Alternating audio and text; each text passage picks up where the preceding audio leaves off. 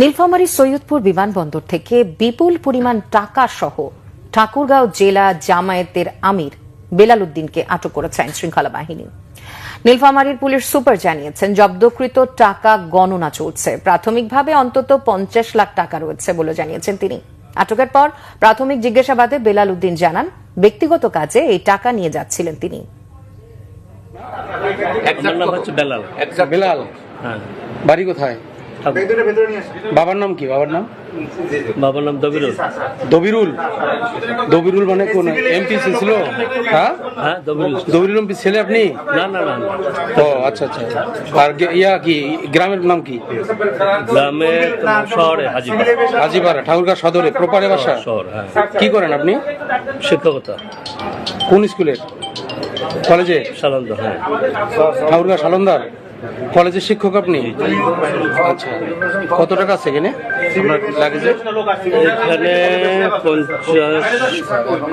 50 plus. 50 plus আছে। 50 plus আছে, 50 লাখ। হ্যাঁ, সহিংসতা হয়নি, তবে একটি ঘটনা ঘটেছে কিছুক্ষণ আগে সকাল 11টায় রংপুরের সৈয়দপুর বিমানবন্দরে বিপুল পরিমাণ টাকা সহ ঠাকুরগাঁও জেলা জামায়াতের আমির যিনি রয়েছেন বেলাল উদ্দিন এবং তার সঙ্গে ছিলেন হচ্ছেন সৈয়দপুর 4 আসনের যিনি জামায়াতের প্রার্থী রয়েছেন তার ছোট ভাই হেলাল হোসেন।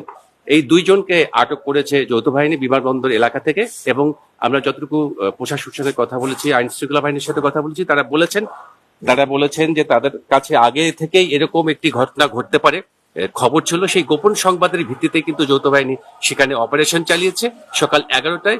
এখন পর্যন্ত এটি এখন স্পষ্ট করা হয়নি। যৌথ বাহিনীর সাথে আমরা কথা বলি, তারা বলেছেন যে বিষয়টি নিয়ে তারা সংবাদ সম্মেলন করে এর বিস্তারিত তারা জানাবেন। এখনো তারা সেই সৈয়দপুর বিমানবন্দরে অবস্থান করছেন। সেখানকার পরিস্থিতি একেবারে থমথমে। স্থানীয় যেসব জামায়াতের নেতারা রয়েছেন তারা সেখানে গিয়েছেন, তারা কথা বলতেছেন এবং এই সত্য ঘটনাটি হয়তো ভিন্ন খাতে প্রবাহের একটা চেষ্টা করা হচ্ছে।